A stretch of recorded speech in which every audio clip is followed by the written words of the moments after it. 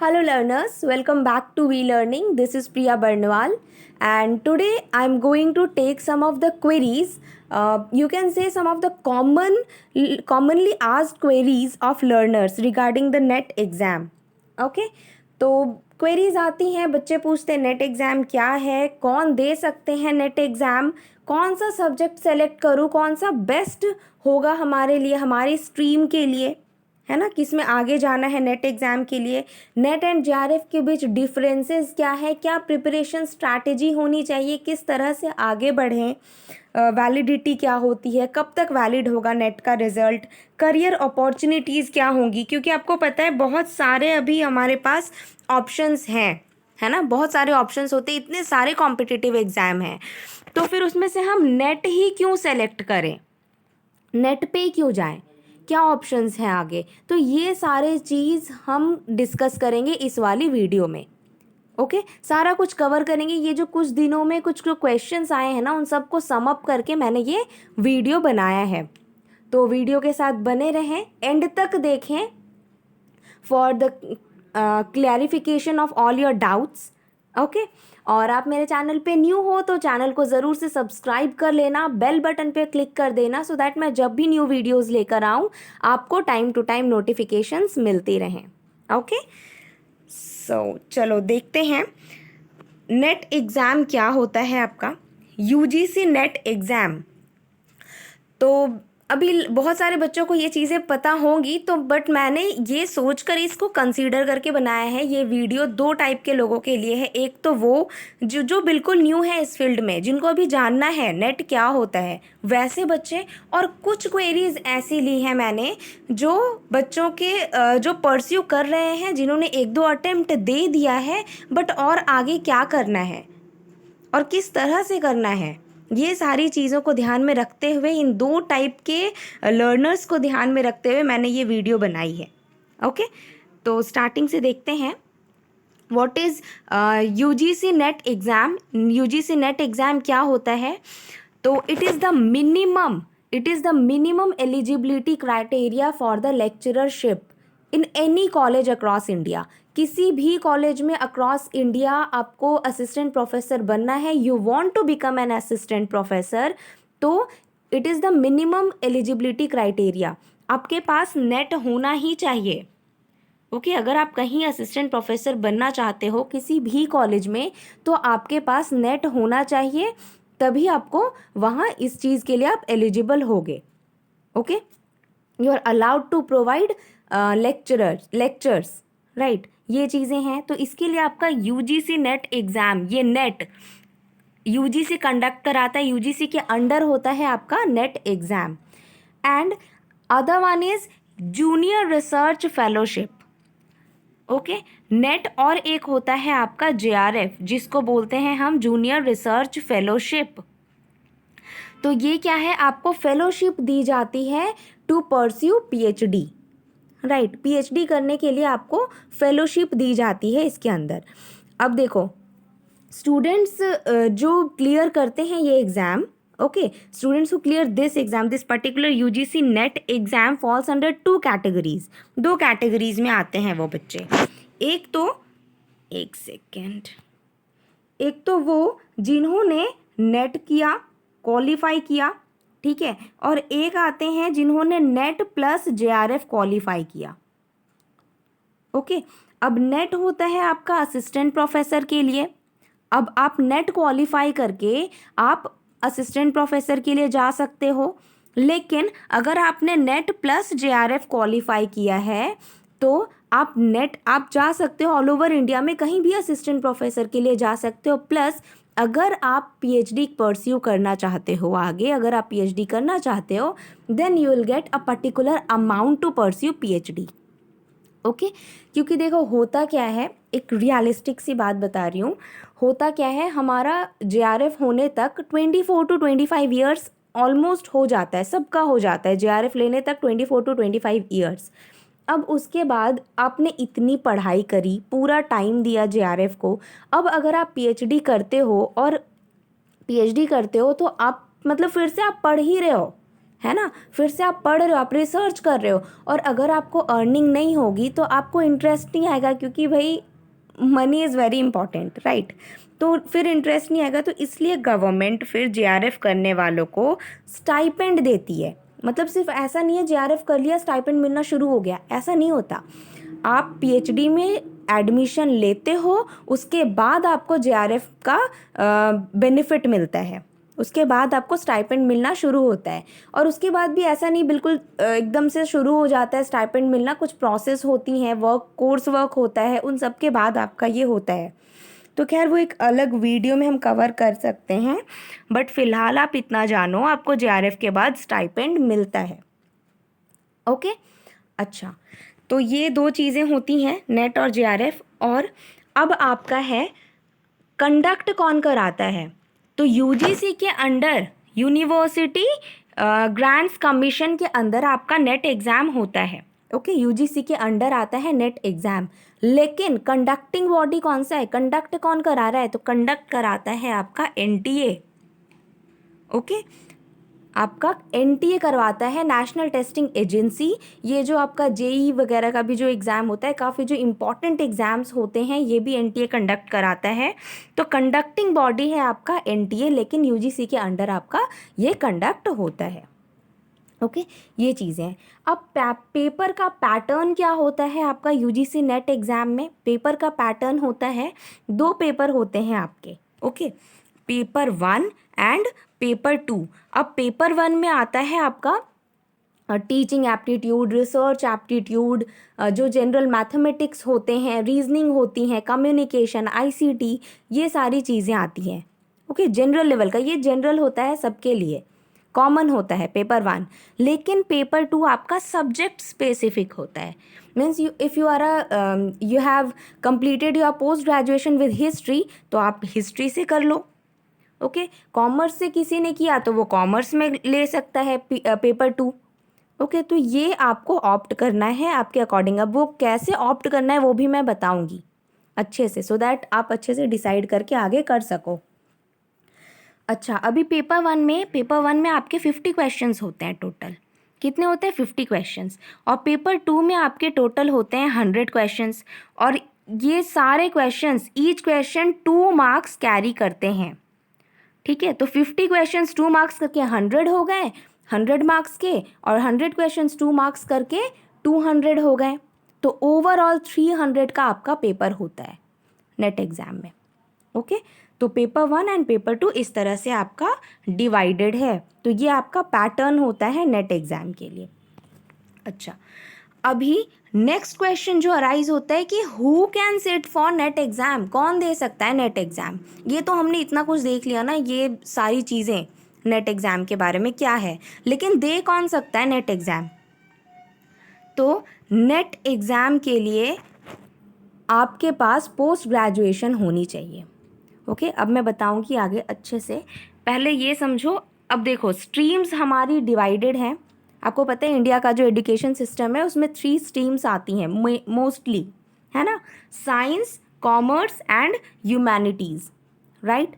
अभी वो बच्चे जो साइंस से होते हैं ना, साइंस स्ट्रीम से पढ़ाई करी है जिन्होंने, वो जो नेट देते हैं उसको बोलते हैं हम CSIR नेट।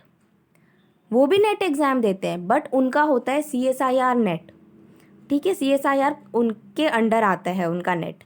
अब जो बच्चे कॉमर्स या ह्यूमैनिटीज़ के होते हैं उनका होता है UGC नेट, जिसके बारे में हम अभी समझ रहे हैं। मैं जो आपको बता रही हूँ ना, मैं आपको UGC नेट के बारे में बता रही हूँ अभी। तो UGC नेट देते हैं वो बच्चे जो कॉमर्स या ह्यूमैनिटीज़ वाले होते हैं। अब साइंस का आपका ऑलमोस्ट 5 to 6 सब्जेक्ट्स कंसीडर होता है इसमें। ठीक है, 5 to 6 सब्जेक्ट्स में आपका CSIR नेट होता है। और UGC नेट होता है आपका ऑलमोस्ट 80 to 85 सब्जेक्ट्स आ जाते हैं आपके। आई थिंक 81 है शायद।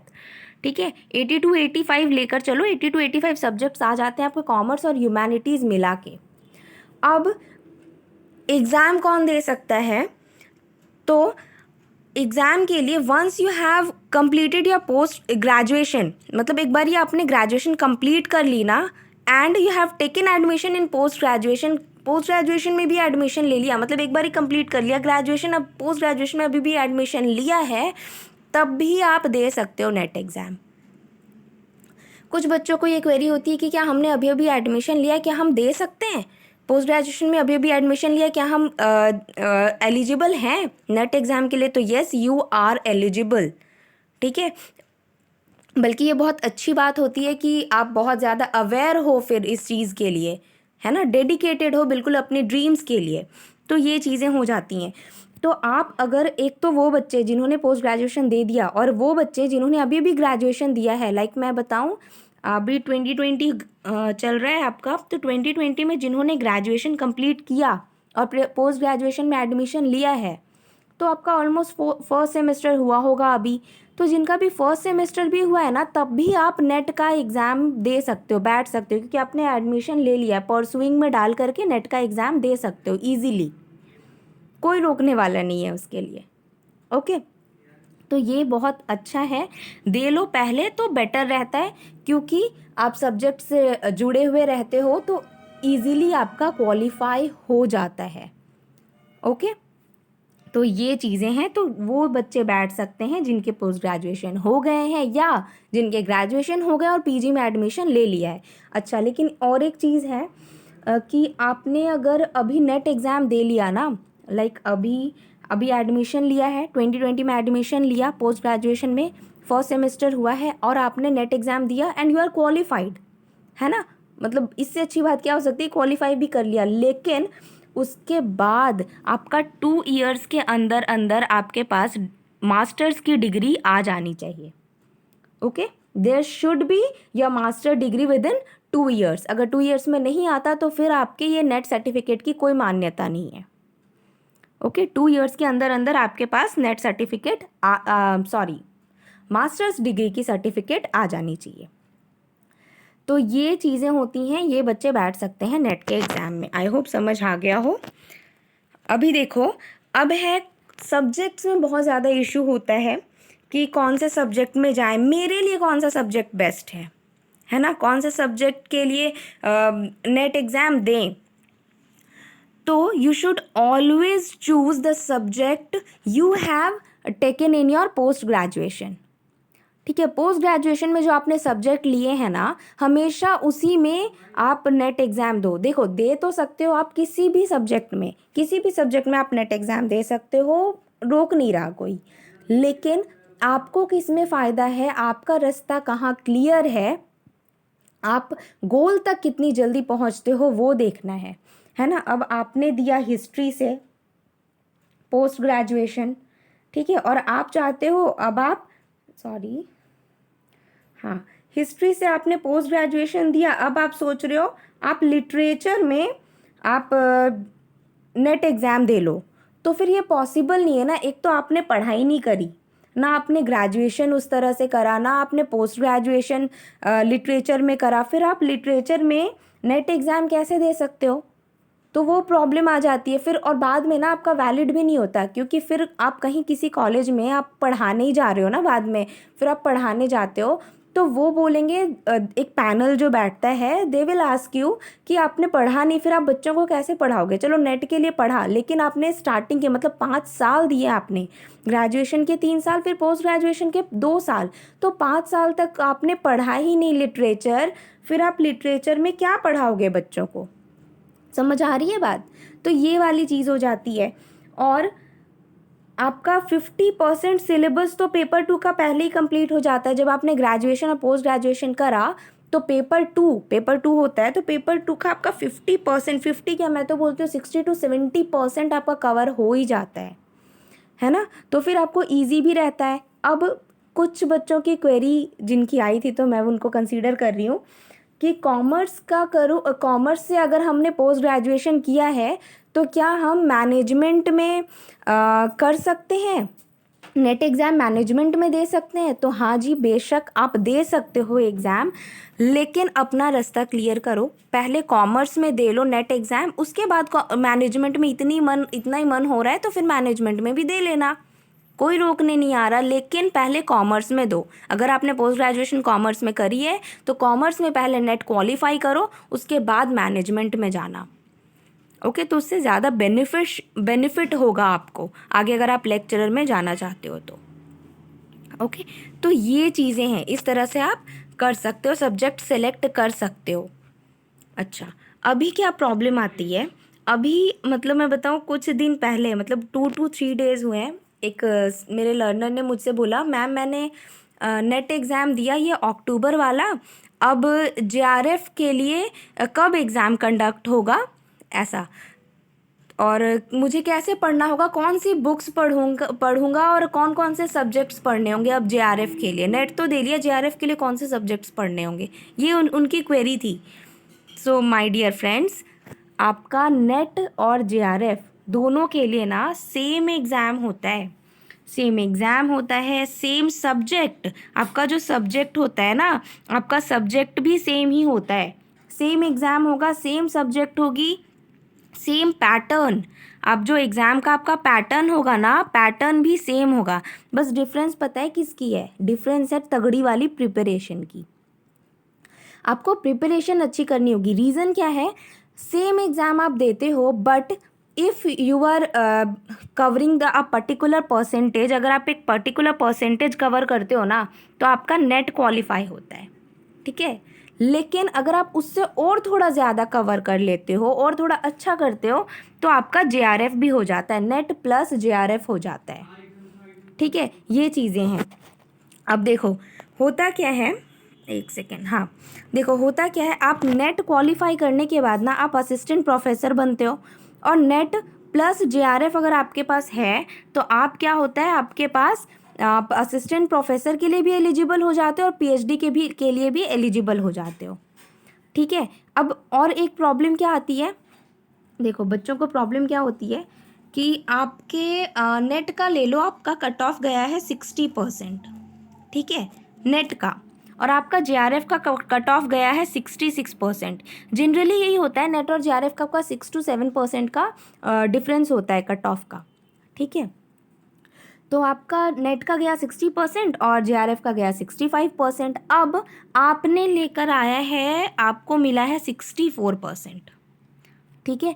तो अब आप क्या क्वालिफाई करते हो, नेट क्वालिफाई किया आपने या जेआरएफ क्वालिफाई किया, तो आपने क्वालिफाई किया है नेट, ठीक है, क्योंकि आप जेआरएफ का तो 66 है, आप तो वहाँ तक पहुँचे ही नहीं ना, 66 तक तो आप पहुँचे ही नहीं, तो आपने क्या क्वालिफाई किया, आपने क्वालिफाई किया है नेट, तो इसलिए थोड़ा सा ज़्यादा एफर्ट लगाना पड़ता है फॉर जेआरएफ के लिए थोड़ा सा ज़्यादा एफर्ट लगाना पड़ता है।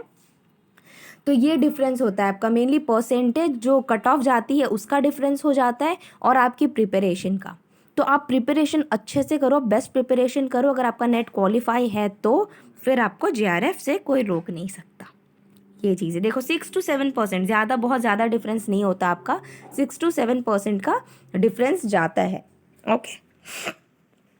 अच्छा, अभी और एक चीज़ क्या है, अभी होता है कि एलिजिबिलिटी क्या है, वैलिडिटी क्या है नेट एग्ज़ाम के बाद, है ना, नेट या जेआरएफ का जो एग्ज़ाम है उसके बाद आपका एलिजिबिलिटी क्या होता है।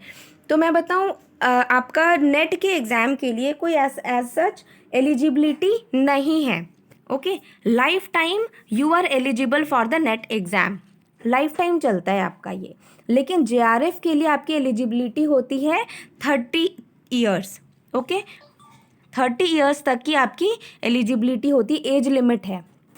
Once you have crossed 30 years you are not eligible for the JRF, okay. तो आप एलिजिबल नहीं हो, तो 30 ईयर्स के अंदर अंदर आपको जेआरएफ कर लेना होता है। अब मैं वैलिडिटी की बात करूं तो नेट का जो सर्टिफिकेट होता है ना वो आपका हमेशा वैलिड होता है, हमेशा, लाइफ टाइम। लेकिन जो जेआरएफ का जो आपको सर्टिफिकेट मिल रहा होता है वो सिर्फ 3 ईयर्स तक ही आपको वैलिडिटी होती है जेआरएफ की।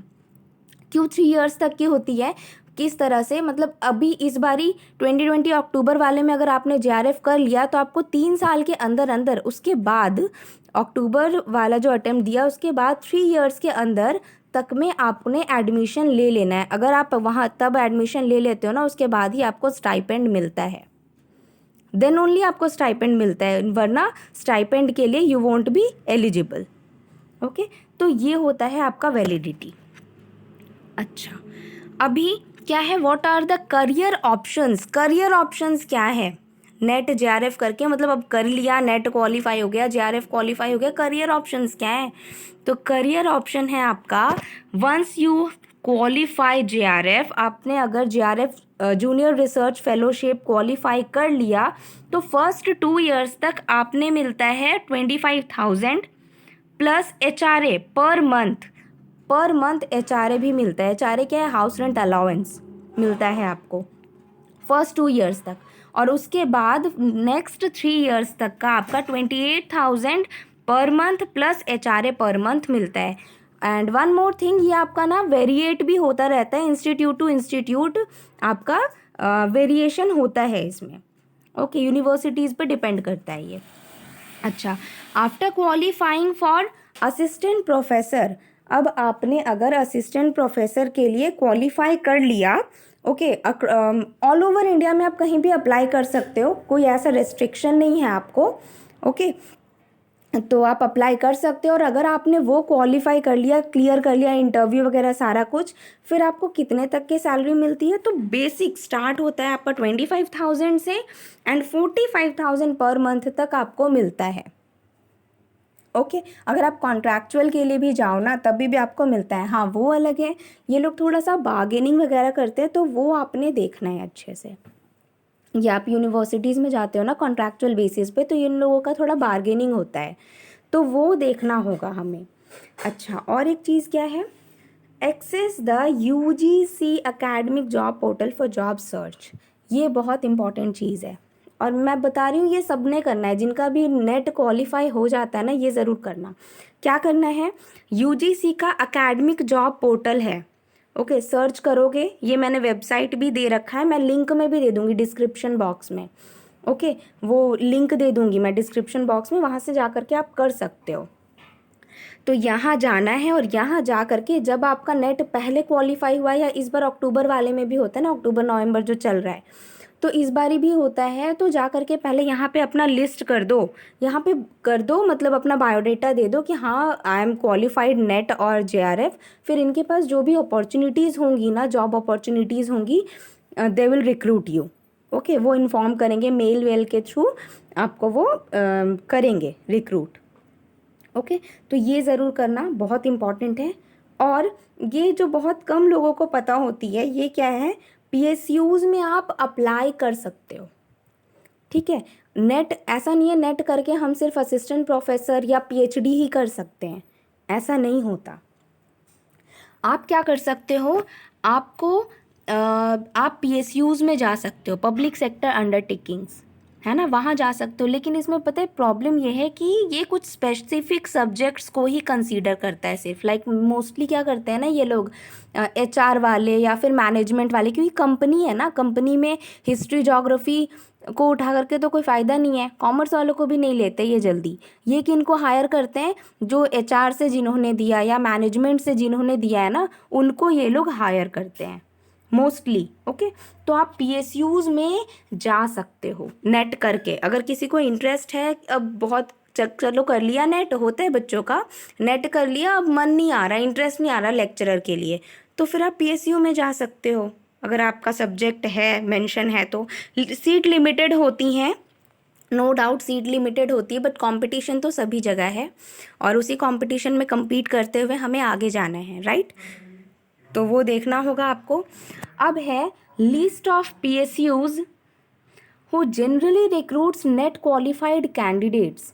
अब मैंने ना ये आपके लिए ये लिस्ट बनाई है, ये आपने देखना है, ये क्या करोगे, अब अपने डायरी पे नोट करके रखोगे और इस पे चेक करते रहना, क्या है, कुछ पीएसयूज़ हैं जो नेट क्वालिफाइड कैंडिडेट्स को हायर करते हैं, ये उनकी लिस्ट है, कुछ जो फेमस पीएसयूज़ हैं इनका हमेशा निकलता है।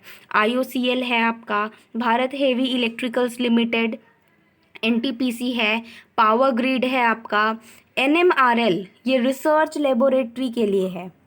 अच्छा, और एक चीज़, अच्छा मैं ये बता दूँ फिर आपको और एक चीज़ बताती हूँ, ये देखो ओएनजीसी में भी है, HPCL, Bharat electronics limited, oil India limited, ये सारे, इन सब में ना बहुत ज़्यादा होता है, जब आपका आता रहता है रिक्रूटमेंट के लिए होता है ये आपका। अच्छा, और एक चीज़ जो मुझे बताना था, ये जो मैंने बताया ना आपको, ये जो ऑप्शंस हैं, तो in spite of this 4 options, in 4 options के बाद भी 2 ऑप्शन और हैं आपके पास। क्या है? लैब असिस्टेंट के लिए आप जा सकते हो, लैब असिस्टेंट, और एक प्रोजेक्ट असिस्टेंट्स।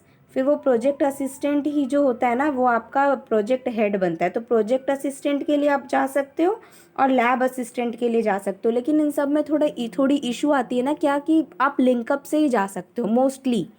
मतलब बहुत ही रियलिस्टिक सी बात बता रही हूँ, क्योंकि अप्लाई करके नहीं हो पाता जनरली। लेकिन आप थोड़ा लिंकअप है अगर आपका इस एरिया में, पर्टिकुलर एरिया में, तो आप जा सकते हो। नेट क्वालिफाइड स्टूडेंट्स को ये ढूंढते हैं, मतलब उनको चाहिए होता है कि हाँ इसने अच्छे से कर रखा है मैनेजमेंट में या फिर एचआर में या जिसमें भी, तो फिर ये उनको सर्च कर रहे होते हैं, इनको चाहिए होते हैं वैसे बंदे।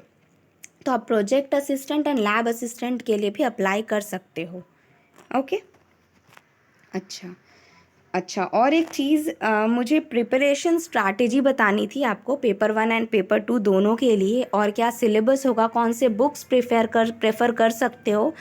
ओके, क्योंकि फ्रेश स्टार्ट किया है हमने आज 1 नवंबर से, तो मैं ये सारी चीज़ें भी आपको ज़रूर बताऊंगी। लेकिन वीडियो बहुत लेंदी हो जाता, तो मैं इस वीडियो में कवर अप नहीं करवा पाई हूँ। वीडियो के साथ वी लर्निंग के साथ बने रहें। नेक्स्ट वीडियो आएगी यही विद इन 1 to 2 डेज़, उसमें हम सारा कुछ पेपर 1 एंड पेपर टू का और पेपर 1 का दोनों का मैं अच्छे से बताऊंगी, किस तरह से पढ़ना है आपको, कहाँ से पढ़ना है, और कितना टाइम डिवोट करना है इन दोनों सब्जेक्ट्स को, दोनों पेपर को। ओके, ये सारी चीज़ें हम डिस्कस करेंगे नेक्स्ट वीडियो में। So that's all for today's lecture और वीडियो। आज जो कुछ था मैंने बताया अपने एक्सपीरियंस, अपने नॉलेज के बेसिस पे। आई होप आपको समझ आई होगी और बहुत हेल्प भी हुआ होगा। और हेल्प हुआ हो तो कमेंट सेक्शन में बताना, या किसी भी टाइप की क्वेरी भी हो रिगार्डिंग दिस थिंग्स और दिस क्वेरीज, तो आप वो मुझसे कमेंट सेक्शन में पूछ सकते हो। ओके। और डेली MCQs, हाँ आप चैनल को सब्सक्राइब ज़रूर कर लेना फॉर रेगुलर वीडियोज़। और डेली MCQs करवा रही हूँ मैं टेलीग्राम चैनल पे, अपने टेलीग्राम चैनल पे, target NET JRF with V learning. और कॉमर्स के लिए मेरा पेपर 2 कॉमर्स है, तो पेपर 2 कॉमर्स के लिए मैंने एक सेपरेट ग्रुप बना रखा है, तो वहाँ पे कॉमर्स का चलता है, और यहाँ अपना पेपर, ये इस वाले पे पेपर 1 पेपर 2 दोनों ही चल रहा है।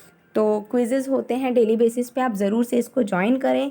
इंस्टाग्राम पे बर्नवाल 012 करके सर्च करो, वहाँ से मुझे फॉलो करो। एंड फेसबुक पेज है मेरा वी लर्निंग करके, वहाँ से आप मुझे फॉलो कर सकते हो। Okay friends, so thank you. मिलते हैं नेक्स्ट वीडियो में, जो जल्दी ही आएंगी 1 to 2 डेज़ में मैं लेकर आती हूँ, क्योंकि अब जल्दी से प्रिपरेशन स्टार्ट करना है हमें। Okay, so thank you, stay tuned with V learning. और चैनल को सब्सक्राइब नहीं किया तो कर लेना। वीडियो अच्छा लगा हो तो लाइक करो, और अपने फ्रेंड्स के साथ, जो न्यू फ्रेंड्स भी बने हो या जो पहले से भी जिन्होंने प्रिपरेशन करा है, तो उनके साथ ज़रूर से ज़रूर वीडियो को शेयर करना।